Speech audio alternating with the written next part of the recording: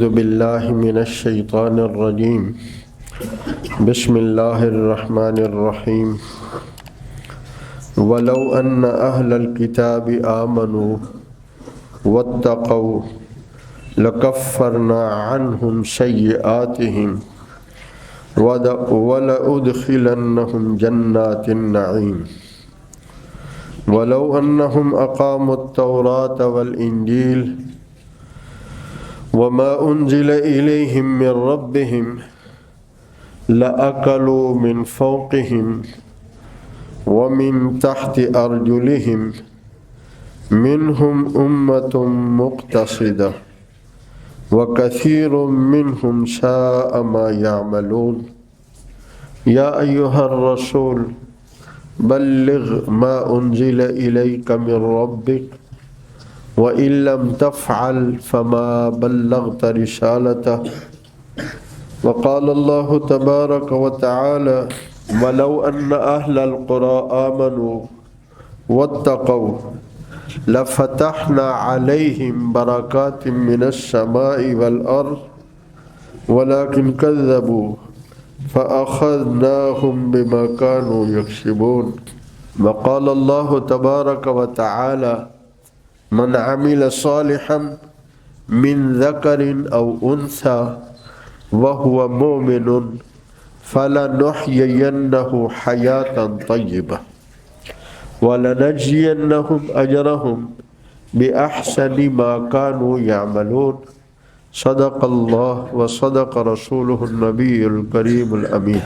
اس مختصر سی مجلس میں ایک ہی بات سمجھانا چاہتے ہیں، دنیا میں جتنے بھی لوگ ہیں وہ کسی بھی مذہب سے تعلق رکھتے ہوں، وہ کیا چاہتے ہیں؟ کامیابی چاہتے ہیں، یہ چاہتے ہیں۔ دنیا میں جتنے بھی مذاہب کے لوگ ہیں وہ کامیابی چاہتے ہیں، مذہب کوئی بھی ہو۔ دنیا میں جتنے بھی لوگ ہیں وہ دنیا میں اور آخرت میں عزت چاہتے ہیں، ایسے ہی ہے، اور ساتھ ساتھ دنیا میں رزق بھی چاہتے ہیں۔ دو چیزیں بندے کے دماغ میں ہر وقت چھائی ہوئی ہیں، ایک عزت ایک روزی۔ ایسے ہے کہ نہیں ہے بھئی؟ ٹھیک بتاؤ، ہر بندے کے دماغ میں ایک بات چھا گئی ہے، مسلط ہے، ایک عزت اور ایک روزی، اچھا ہی ہے۔ ہاں کچھ اللہ والے وہ مستثنا ہے جن کو نہ دنیا کی عزت مطلوب ہے نہ روزی مطلوب ہے، وہ کہتے ہیں یہ اللہ کے حوالے ہے، ہمارا کام ڈیوٹی دینا ہے، نتیجہ کیا نکلے گا؟ وہ بہت تھوڑے لوگ ہیں۔ میں یوں کہوں گا انسان کے مزاج میں، مسلمان کی بات نہیں کر رہا، انسان کے مزاج میں یہ بات ہے کہ وہ عزت چاہتا ہے اور روزی چاہتا ہے۔ اچھا یہ بتائیں عزت کس کے ہاتھ میں ہے؟ زور سے۔ روزی کس کے ہاتھ میں ہے؟ عزت بھی اللہ کے ہاتھ میں ہے، روزی بھی اللہ کے ہاتھ میں ہے۔ عزت بھی اللہ کے ہاتھ میں ہے، روزی بھی۔ اچھا یہ بتاؤ کہ جس کے پاس عزت ہے، جس کے پاس روزی ہے، تو اس کے حاصل کرنے کا طریقہ جو وہ بتائے گا وہ ٹھیک ہوگا، جو میں اور آپ سوچیں گے وہ ٹھیک ہوگا؟ جو اللہ بتائیں گے وہ ٹھیک ہوگا، کیا خیال ہے؟ کیوں؟ عزت روزی ان کے خزانے کی چیز ہے، وہی بتائیں گے کہ کیسے ہم حاصل کر لیں۔ لیکن دنیا میں اکثر لوگ آپ کو عزت کے حصول کے لیے بھی اپنی مرضی سے چلتے ہیں اور روزی کے حصول کے لیے بھی کیا معلوم کرتے ہیں کہ بھئی روزی جو اللہ کے ہاتھ میں ہے تو اللہ تعالیٰ نے کیا طریقہ بتایا ہے۔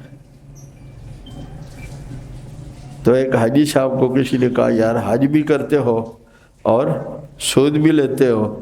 اس نے کہا وہ ہماری عبادت ہے اور یہ ہماری معیشت ہے۔ میرے پیارو، انبیاء کرام علیہ الصلاۃ والسلام جو بندوں کو سمجھانے آتے ہیں، چونکہ وہ کائنات میں سب سے زیادہ عقل والے ہوتے ہیں، نبی جیسی عقل کسی کے پاس ہے نہیں ہوتی۔ روئے زمین میں نبی سب سے زیادہ عقل والا بھی ہوتا ہے، سب سے زیادہ علم والا بھی ہوتا ہے۔ نبی کے دور میں کوئی بھی نبی ہے، اس کے زمانے میں اس سے بڑا نہ کوئی علم والا ہوتا ہے، نہ اس سے بڑا کوئی عقل والا ہوتا ہے۔ اور ہمارے نبی تو نبی نہیں ہے، وہ تو نبی الانبیاء ہے۔ ہمارے نبی تو امام الانبیاء ہے، ہمارے نبی تو خاتم الانبیاء صلی اللہ علیہ وسلم ہے۔ تو پھر سارے نبیوں کا علم ایک طرف اور میرے نبی کا علم، سارے نبیوں کی سمجھ عقل ایک طرف اور میرے حبیب کی سمجھ اور عقل ایک طرف، پھر بھی زیادہ ہے۔ تو اللہ تبارک و تعالی جن کے خزانوں میں عزت بھی ہے اور روزی بھی، وہ کہاں، وہ کیا کہتے ہیں کہ پھر اگر تم نے یہ حاصل کرنا ہو تو کیا کریں؟ تو میرے پیارے، دو قسم کی زندگی ہے، ایک ہے انفرادی زندگی اور ایک ہے اجتماعی زندگی، ٹھیک ہے نا؟ پہلے دور کے مسلمان انفرادی زندگی سنوارنے کی بجائے اجتماعی زندگی سنوارتے تھے۔ کیوں؟ توجہ کریں گے۔ انفرادی زندگی سنوارنے سے میرے بیوی بچوں کو نفع ہوگا اور اجتماعی زندگی سنوارنے سے پوری امت کو نفع ہوگا۔ امت کی سوچ آہستہ آہستہ ختم کی گئی اور آج ہم میں ہر بندہ انفرادی سوچ تک محدود ہو گیا ہے۔ امت کی سوچ ہے ہمارے اندر نہیں ہے، ختم کر دی گئی ہے۔ ہر بندہ کیا کہتا ہے؟ اپنی سوچو، اپنی کرو، اپنی محنت کرو، اپنا کھاؤ، بس یہ کہ بھائی اس میں کوئی شک نہیں ہے، اپنی محنت ہونی چاہیے، اپنا کھانا بھی چاہیے، لیکن سوچنا امت کے زاویے سے چاہیے۔ سوچ انفرادی وہ حیوانوں والی سوچ ہے اور اجتماعی سوچ نبیوں والی سوچ ہے۔ فرق سمجھ آ رہا ہے؟ انفرادی نفع کی سوچ وہ حیوانوں کی سوچ ہے اور اجتماعی سوچ نبیوں کی سوچ ہے۔ اسی لیے میرے پیارے حبیب صلی اللہ علیہ وسلم قیامت کے روز یا رب امتی کہہ رہے ہوں گے، یا رب نفسی نہیں کہیں گے، یا رب اولادی نہیں کہیں گے، یا رب قبیلتی نہیں کہیں گے۔ ہمارے نبی صلی اللہ علیہ وآلہ وسلم کی اجتماعیت، توجہ کریں گے، نبیوں کی اجتماعیت امت تک محدود تھی، میرے نبی کی اجتماعیت کی سوچ سارے جہانوں کے لیے ہے،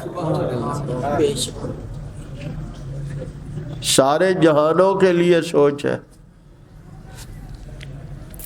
تو جس رب نے عزت اور روزی دینی ہے وہ سمجھا رہے، انفرادی زندگی میں سمجھا رہے ہیں۔ وَلَوْ أَنَّ أَهْلَ الْكِتَابِ آمَنُوا، میں تقریر نہیں کروں گا، میں ترجمہ سناؤں گا۔ بہت سارے لوگوں کو سمجھ نہیں آتی، وہ سمجھتے ہیں مولویوں نے بات کی اپنی طرف سے کی ہے، ہم ترجمہ ہی سنا دیتے ہیں تاکہ اللہ ہمیں اس کا یقین نصیب فرمائے۔ دعا کیا کرو اللہ علم کے ساتھ ساتھ یقین بھی نصیب فرما دے، عمل بھی نصیب فرما دے۔ وَلَوْ أَنَّ أَهْلَ الْكِتَابِ آمَنُوا، اگر اہل کتاب ایمان لے آئیں، ایمان لے آئیں کیسے کہتے ہیں؟ ایمان لے، میں بار بار سمجھایا کرتا ہوں، آپ بھی پلے باندھ لو، ایمان لے آئے کہ جو نبی کہہ رہے ہیں وہ سمجھ میں آئے تو پھر بھی مان لے، سمجھ میں نہ آئے یہ ایمان ہے۔ ہم نے تو یہ سوچ رکھا ہے نماز روزہ حج زکوٰۃ عبادات تو ہم نبی کے کہنے سے کر لیں گے، پر معیشت اور معاملات اپنی مرضی سے کریں گے، جیسے میری سمجھ میں آئے گا میں ویسا کروں گا، اور کر رہے ہیں، زبان سے کہیں یا نہ کہیں کر رہے ہیں۔ اللہ ہمارے حال پہ رحم فرما دے۔ تو پہلی بات ایمان کیا ہے؟ نبی کی بات کو اس طرح ماننا، سمجھ آئے تو پھر بھی مان لے، سمجھ نہ آئے پھر بھی مان لے، یہ ایمان ہے۔ وَلَوْ أَنَّ أَهْلَ الْكِتَابِ آمَنُوا وَاتَّقَوْا۔ دوسری بات دو باتیں صرف فرمائی۔ اگر کتاب والے ایمان بھی لے آئے اور اللہ سے ڈرتے بھی رہے، اللہ سے، میں مختصر آپ کو اس کا، حضرت جابر رضی اللہ تعالیٰ عنہ نبی کریم صلی اللہ علیہ وسلم کے بڑے پیارے قریبی صحابی ہیں، میزبان رسول بھی بنتے رہتے تھے۔ انہوں نے اپنے شاگردوں سے پوچھا بتاؤ تقوی کیا ہوتا ہے؟ انہوں نے کہا آپ حضور کے شاگرد ہیں، آپ ہی زیادہ جانتے ہو۔ آج پوچھے تو ہر بندہ ہی پتہ ہو پھر بھی بتائے گا، نہ پتہ ہو پھر بھی بتائے گا ہے۔ اور اب تو ماشاءاللہ ٹی وی کے سکرین پر آپ کا دین کے اس مسئلے کے بارے میں کیا خیال ہے؟ انا للہ و انا الیہ راجعون۔ دین خیالات پر تھوڑی چلے گا، دین تو نبی کے علم اور عقل کا نام ہے، اس میں میری آپ کے خیال کا کیا دخل ہے؟ اللہ حفاظت فرمائے۔ اور ہمارے پاس بھی یہ جمعے کا وقت بڑا مشکل ہوتا ہے، ٹی وی کے سامنے 2 گھنٹے میں بھی بڑا آسان ہوتا ہے، اور وہ جو گپے مارے تھے، چونکہ جھوٹ سننا بہت آسان ہوتا ہے، اور جھوٹ میں ایک لذت یہ بھی ہے کہ وہاں الزام تراشی، دوسروں کی جو ہے وہ پگڑی اچھالنا، یہ عام ہے۔ اللہ ہمارے حال پہ رحم فرمائے۔ تو میں عرض کر رہا تھا رب العالمین صرف 2 باتیں، دوسری تقوی۔ تو حضرت جابر نے اپنے شاگردوں سے پوچھا تقوی کیا ہے؟ انہوں نے کہا آپ حضور کے شاگرد ہیں، آپ ہی زیادہ جانتے ہوں گے۔ تابعین کو تو پتہ تھا، صحابہ ہم سے زیادہ جانتے ہیں۔ آج کے زمانے کے ڈاکٹر، پروفیسر، انجینئر بھی سمجھتا ہے میں صحابہ سے زیادہ جانتا ہوں۔ اللہ ہمارے حال پہ رحم فرما دے۔ لوگوں نے انجینئر سے دین سیکھنا شروع کر دیا، پروفیسر سے دین سیکھنا شروع کر دیا، ڈاکٹر سے دین سیکھنا شروع کر دیا، تو پھر کیا ہوگا؟ بولتے نہیں، بے دین ہوگا نا۔ دین سیکھے تو دین والوں سے سیکھے گا، طب سیکھے تو طب والوں سے سیکھے۔ انجینئرنگ سیکھنی ہے تو مجھے ایک ساتھی نے کہا فلاں صاحب بہت بڑے اچھے خطیب ہیں، بڑا علم ہے۔ میں نے کہا حضور نے یہ فرمایا جب تم کسی سے علم حاصل کرنا چاہو، مفہوم ہے حدیث کا، تو پھر اس کا سلسلہ علم معلوم کرو۔ اس کا استاد کون ہے؟ اس کے استاد کا استاد کون ہے؟ اس کے استاد کا استاد۔ الحمدللہ تحدیث بن نعمت کے طور پہ ہمارے اساتذہ جن سے ہم نے حدیث پڑھی ہے اور جن سے ہم نے عمل سیکھا ہے، ان کی سند رسول اللہ صلی اللہ علیہ وسلم تک محفوظ ہے۔ ہمارے پاس اپنی علم کی سند بھی ہے، سندوں نہیں جڑی کاغذ علی، سلسلہ نسب فی الحدیث ہے حضور تک۔ عمل جن بزرگوں سے ہم نے سیکھا ہے، اپنی تربیت کرائی ہے، ہمارا عمل کا سلسلہ بھی محفوظ ہے، ہمارے پاس ہے کہ ہمارا عمل کا استاد کون ہے، اس کا استاد کون ہے، اس کا استاد کون ہے، پھر اس کا استاد صحابی ہے، صحابی کے استاد مصطفیٰ کریم ہے۔ اس کا جس سے علم سیکھ رہے ہو معلوم کرو کہ اس کا سلسلہ نسب کیا ہے۔ سلسلہ نسب سے مراد علم کا سلسلہ نسب کیا ہے اس کا؟ اللہ اکبر۔ خیر میں عرض کر رہا تھا، حضرت جابر رضی اللہ تعالیٰ عنہ نے انہیں کہا اچھا میں تم سے ایک سوال کرتا ہوں پھر اس کے بعد بتاؤں گا۔ اچھا یہ بتاؤ، اگر تمہیں کسی خاردار جھاڑیوں والے جنگل سے گزرنا ناگزیر ہو، گزرنا ہے، کوئی چارہ نہیں ہے، خاردار جھاڑیوں والے جنگل سے گزرنا ناگزیر ہو تو کیسے گزرو گے؟ انہوں نے کہا کپڑوں کو سمیٹ لیں گے، جسم کو سکڑائیں گے اور کانٹوں سے بچاتے تو کانٹے تو رہیں گے، کانٹے رہیں گے یا ہٹائیں گے؟ کانٹے نہیں کاٹنے لگ جائیں گے، کانٹے ہوں گے، جسم کو سکڑائیں گے، کبھی کبھی کپڑوں میں کوئی کانٹا کبھی جسم میں بھی چبھ جائے گا تو کانٹے سے نہیں لڑیں گے کیونکہ وہ تو مخلوق ہے، تو اپنی منزل کی طرف چلے جائیں گے۔ فرمایا اسی کا نام تقویٰ ہے۔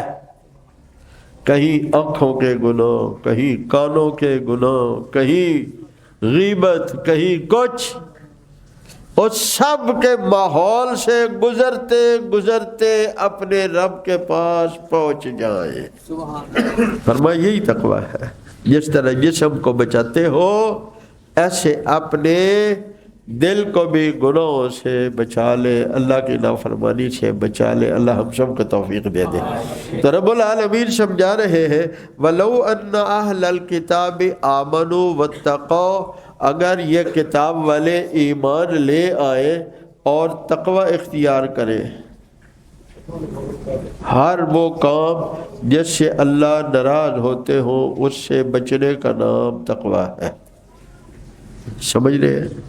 یا ابھی اعمال کی بات نہیں ہو رہی، نماز پڑھے، روزہ رکھے، حج کرے، زکوٰۃ دے، یہ کرے، بلکہ کیا کہا؟ ہر وہ عمل جس سے اللہ ناراض ہوتے ہیں اس سے بچ جائے، تو فرمایا لَكَفَّرْنَا عَنْهُمْ سَيِّئَاتِهِمْ، ہم ان کے گناہوں کو مٹا دیں گے۔ کس پر؟ ایمان پر، تقوی پر۔ دو باتیں وہ کرے، ہم سارے گناہ، اور ساتھ یہ بھی کہا وَلَأُدْخِلَنَّهُمْ جَنَّاتٍ تَجْرِي مِن تَحْتِهَا الْأَنْهَارُ، ہم وَلَأُدْخِلَنَّهُمْ جَنَّاتِ النَّعِيمِ، نعمتوں والی جنت میں ہم انہیں داخل کر دیں گے۔ پھر فرمایا وَلَوْ أَنَّهُمْ أَقَامُوا التَّوْرَاةَ، وہ انفرادی زندگی تھی، اب اجتماعی زندگی بھی سمجھا رہے ہیں۔ ہمارے ہاں ہر آنے والی حکومت کیا کہتی ہے؟ پچھلی حکومت خزانہ خالی کر گئی، یہ نا کبھی کسی حکومت نے یہ کہا ہے، چاہے ان کی حکومت ہی پچھلی دور میں رہی ہو، تو آ کے اگلی بار کی کہ دن خزانہ خالی ہے۔ وہ غریبوں کے لیے، عوام کے لیے خالی ہے، ان کے لیے خالی نہیں ہے۔ اللہ ہمیں نیک صالح حکمران عطا فرمائے۔ میں کبھی آپ کو حضرت عمر رضی اللہ تعالیٰ کے زمانے کی ایک بات سناؤں گا۔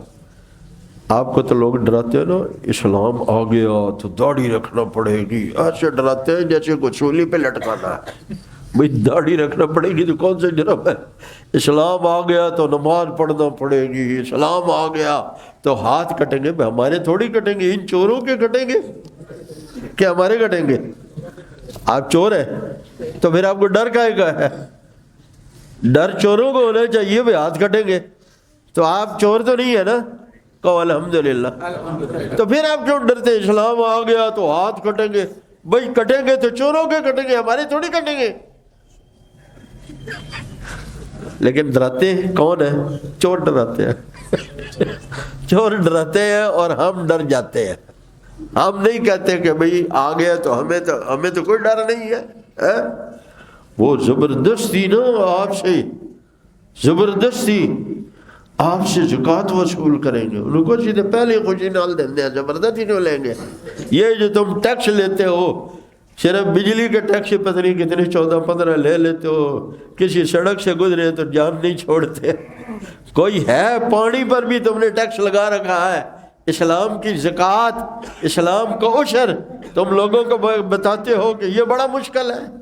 سنو، زکوٰۃ ادا کرنے سے مال بڑھتا بھی ہے، پاک بھی ہوتا ہے۔ جس کو بے یقینی ہے وہ نکال دے۔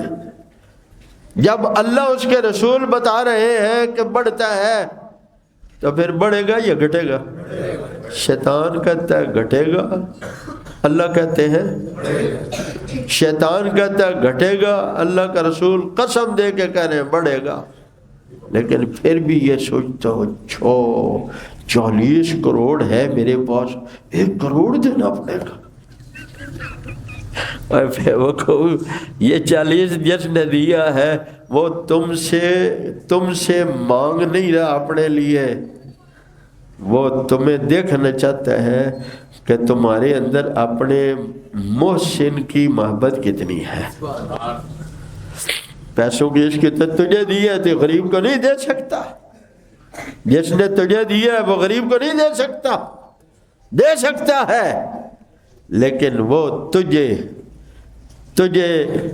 دینے والا بنا کر 2 کام کرانا چاہتا ہے۔ توجہ کریں گے، 2 کام کرانا چاہتا ہے، تجھ سے دلا کر 2 کام کرانا چاہتا ہے۔ ایک یہ دنیا کو دکھانا چاہتا ہے یہ میرا احسان مند بندہ ہے، یہ میرا شکر گزار بندہ ہے، اور تیرے ہاتھ سے دلا کر لوگوں کو دکھانا چاہتا ہے یہ میرے والا کام کرنے والا بندہ ہے۔ رب بھی دیتے ہیں اور رب کے بندے بھی۔ خیر میں عرض کر رہا تھا اجتماعی زندگی کے متعلق فرمایا وَلَوْ أَنَّهُمْ أَقَامُوا التَّوْرَاةَ، اگر وہ تورات کے احکامات کو نافذ کر دیں، اگر وہ تورات کے احکامات کو، یہ تورات کی بات سنا رہا ہوں، پھر قرآن کا کیا مقام ہوگا؟ اللہ کیا فرما رہے وَلَوْ أَنَّهُمْ أَقَامُوا التَّوْرَاةَ وَالْإِنْجِيلَ، اگر یہ تورات اور انجیل کے احکامات کو نافذ کر دیں، کیا کر دیں؟ نافذ کر دیں۔ تعلیم ہو تو اسلامی ہو، عدلیہ ہو تو اسلامی ہو، معیشت ہو تو، بس یہ 3 چیزیں ہیں، کوئی لمبا چھوڑا کام نہیں ہے۔ جنہیں نہ کرنا ہو نا وہ کہتے ہیں جی مولوی کرنے نہیں دیتے، یہ جتنے تم کام کر رہے ہیں یہ مولویوں کی منظوری سے کر رہے ہو۔ ہم کس کی شریعت نافذ کریں؟ اہل حدیثوں والی، دیوبندیوں والی، بریلویوں والی، شیعوں والی، یہ سب مانے ہیں۔ سمجھ آ رہی ہے؟ نیت خراب ہو تو مانے بڑے ہیں، اور نیت ٹھیک ہو تو پھر کوئی مانا۔ طالبان نے کسی سے پوچھا ہے کہ کون سی شریعت نافذ کرنی ہے؟ کیا خیال ہے؟ نیت ٹھیک تھی، شریعت بھی نظر آ گئی۔ جن کی نیت خراب ہے انہیں شریعت دکھاؤ بھی صحیح تو نظر نہیں آتی۔ وَلَوْ أَنَّهُمْ أَقَامُوا التَّوْرَاةَ وَالْإِنْجِيلَ، اگر وہ تورات اور انجیل کے احکامات کو کیا کریں؟ زور سے بول لو یا کیا کریں؟ کیا کریں؟ نافذ کریں۔ تو نافذ عوام نے کرنا ہے یا خواص نے کرنا ہے؟ خواص نے کرنا ہے، وہ ڈراتے اس لیے آپ کو۔ تو اللہ کیا فرماتے ہیں؟ سبحان اللہ، وَمَا أُنزِلَ إِلَيْهِمْ مِنْ رَبِّهِمْ، جو اللہ نے اتارا ہے اس کو نافذ کر دے۔ تو یہاں اشارہ قرآن کی طرف بھی ہے، صرف تورات انجیل نہیں، جو اترا اس پر، اس کو اگر نافذ کر دو لَأَكَلُوا مِنْ فَوْقِهِمْ، اوپر سے بھی کھانے کا نظام، لَأَكَلُوا مِنْ فَوْقِهِمْ، اوپر سے بھی کھائیں، آسمان سے بھی، سبحان اللہ، وَمِن تَحْتِ أَرْجُلِهِمْ، زمین سے بھی کھائیں گے، آسمان سے بھی کھائیں گے، زمین سے بھی کھائیں گے۔ اللہ اکبر۔ اللہ تعالیٰ نے، توجہ کریں گے جہاں سے میں نے بات شروع کی تھی، دنیا ساری عزت چاہتی ہے اور رزق چاہتی ہے، اور اب تو حال یہ ہے، ہو گیا تم نے کہ عزت ہو نہ ہو روزی ہونی چاہیے، ایسا ہی ہے۔ تو میرے رب نے بتا دیا کہ اگر تم روزی چاہتے ہو تو پھر میں کیا کہاں سے دوں گا؟ تم میرے احکامات کو نافذ کر دو اور میں روزی اوپر سے بھی اتاروں گا، میں روزی نیچے سے بھی عطا فرماؤں گا۔ وَلَوْ أَنَّ أَهْلَ الْقُرَىٰ آمَنُوا وَاتَّقَوْا، وہاں بھی شرطیں یہی دو ہیں، ایمان اور تقوی۔ کیا شرطیں ہیں؟ بولو بھائی، یاد رکھنا، سبق یاد کر کے جاؤ، سناؤ بھی صحیح کسی کو۔ حضور نے فرمایا کبھی کبھی جس نے سنا ہے اس سے زیادہ وہ محفوظ کر لیتا ہے جس کو تم نے پہنچایا ہے۔ جس کو پہنچایا ہے وہ کبھی کبھی سننے والے سے زیادہ محفوظ کر لیتا ہے۔ کیا اللہ نے شرطیں لگائی؟ دو شرطیں، کتنی؟ کون کون سی؟ زور سے بولو بھائی، ایمان اور تقوی، دو شرطیں لگائیں۔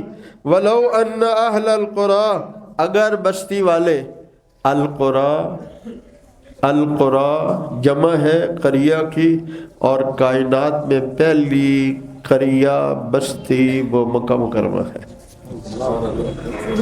پہلی بستی مکہ مکرمہ ہے، اس کو خلیل اللہ نے آباد کی، اور پھر وہ بستی ہے جسے مصطفیٰ کریم نے آباد کیا ہے۔ مرتبے میں پہلی بستی اللہ کے نام کی ہے جہاں اللہ کا گھر ہے، پھر وہ بستی ہے جہاں رسول اللہ کا گھر ہے۔ اللہ فرما رہے ہیں اگر بستی والے ایمان لے آئے اور تقوی اختیار کریں، توجہ کریں گے، لَفَتَحْنَا عَلَيْهِمْ بَرَكَاتٍ مِّنَ السَّمَاءِ وَالْأَرْضِ، ہم ان کے لیے آسمان و زمین کی برکتوں کے دروازے کھول دیں گے۔ تو میرے پیارو، جو ہم نہیں کر سکتے اس کے لیے دعا کریں، اس کے لیے زور سے بولو، اس کے لیے کیا کریں گے؟ اور جو کر سکتے ہیں اس کی نیت کریں۔ ایمان اور تقوی کر سکتے ہیں اس کی کوشش کریں، رب سے مانگے یا اللہ مجھے وہ ایمان وہ تقوی عطا فرما دے جس کے ذریعے سے آپ خوش ہو کر زمین اور آسمان سے عزت اور رزق کے دروازے کھولتے ہیں۔ وہ تقوی وہ ایمان نصیب فرما دیجیے۔ اور دوسری دعا، یا اللہ جس طرح آپ کے احکامات کے نزول سے آسمان و زمین کے برکتوں کے دروازے کھلتے ہیں، اور صحابہ تابعین تبع تابعین ایک مدت تک اللہ کے احکامات نافذ کرنے والوں نے اس کی برکتیں حاصل کی ہیں، اور آج افغانستان والے حاصل کر رہے ہیں، آج حاصل کر رہے ہیں۔ 40 سال انہیں جنگ میں دھکیلا گیا، 25 لاکھ افراد کی شہادت کی قربانی دی ہے، لیکن جس وقت آزادی ہوئی ہے تو پھر کیا ہوا؟ اللہ اس کے رسول کے احکامات کو نافذ کر دیا۔ جو بھی اللہ کے احکامات کو نافذ کرے گا، کوئی خاندان کوئی جماعت مخصوص ہے نہیں ہے، مخصوص نہیں ہے، جو بھی کرے گا اس کے لیے انفرادی میں تو ایمان کا ذکر فرمایا تھا، اجتماعی میں تو ایمان کا بھی ذکر نہیں فرمایا۔ صرف احکامات نافذ کر دے تو پھر کیا ہے؟ لَفَتَحْنَا عَلَيْهِمْ بَرَكَاتٍ مِّنَ السَّمَاءِ وَالْأَرْضِ، ہم ان پر آسمان و زمین کی برکتوں کے دروازے کھول دیں گے۔ اللہ ہمیں جو کر سکتے ہیں اس کی محنت کی توفیق عطا فرمائے، جو ہم چاہتے ہیں اس کے لیے دعا کی عادت نصیب فرما دے۔ وآخر دعوانا ان الحمد للہ رب العالمین۔ انوار ختم نبوت ٹرسٹ پاکستان.